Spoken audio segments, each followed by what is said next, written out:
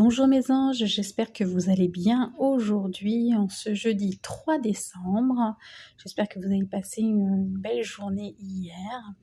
Alors aujourd'hui, pas beaucoup de cartes. Il y en a eu une de chaque oracle des acouphèges, le guidance et l'astro, et puis un petit peu plus au niveau sentimental, parce que là, je suis aussi obligée d'insister pour en sortir au moins deux, de façon à avoir quelque chose de cohérent, puisqu'elle s'associe minimum par deux, d'accord, au niveau des interprétations.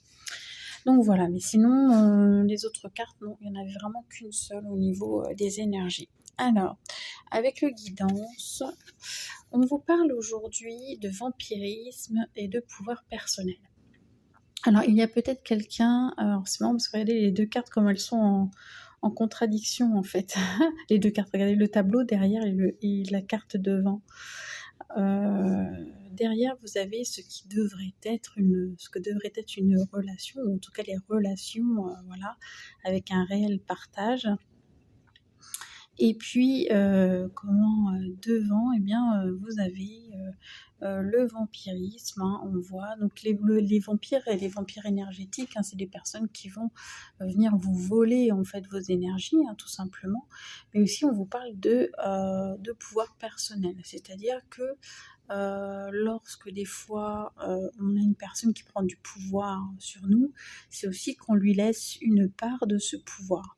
Donc là, on va vous demander d'identifier ces relations toxiques, d'y mettre fin si nécessaire, bien sûr, s'il n'y a rien d'autre à faire.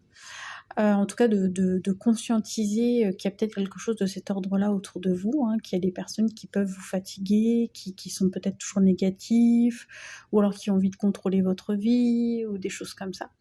Et vraiment de reprendre tout le pouvoir que vous avez laissé aux autres, quoi, finalement, et de vous sentir dans votre plein pouvoir, dans votre plein potentiel, et de reprendre les rênes vraiment de votre vie sans vous soucier de la vie ou du contrôle même des autres. Voilà.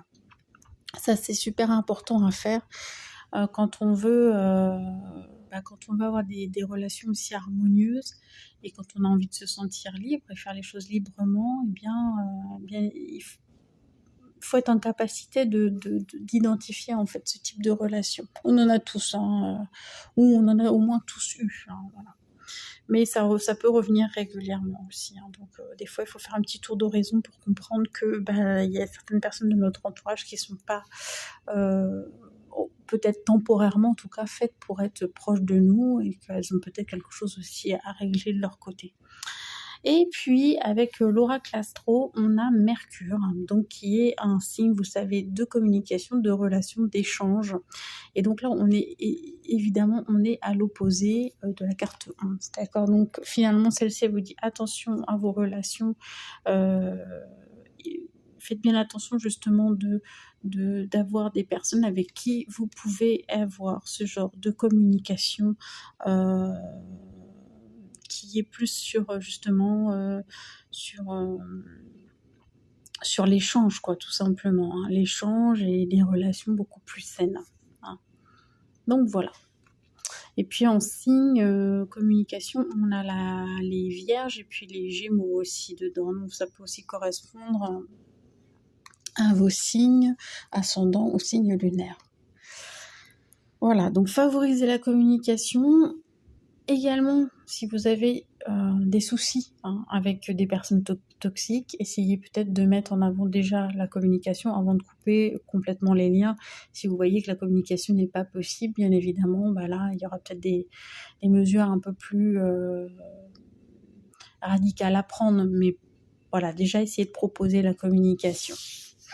Ensuite, au niveau sentimental, on va retrouver la communication. Et vous voyez, c'est une bouteille à la mer, je l'explique de temps en temps, cette carte, c'est que c'est en vue de régler quelque chose, d'accord. C'est de la communication, mais vraiment pour venir pacifier, pour venir régler quelque chose, une situation qui était peut-être déséquilibrée. Donc là, pareil, au niveau sentimental, relationnel en général, mais de toute façon on est en plein dedans, on est dans le relationnel là, clairement, les énergies, voilà, donc ça s'applique domaine sentimental ou pas, mais en tout cas, c'est tout à fait cohérent. Donc voilà, donc de vraiment communiquer par rapport à ça. Et puis, vous voyez, je vous parlais de déséquilibre. Effectivement, le but est de retrouver un équilibre. Vous allez pouvoir retrouver un équilibre. D'accord? Oui, forcément, parce que quand on a des personnes toxiques, eh bien les vibrations, elles peuvent baisser, on peut se sentir fatigué, enfin, il y a un tas de choses qui vont pas bien et effectivement, ça peut créer des déséquilibres divers et variés dans l'organisme, dans les champs énergétiques, dans tout ça.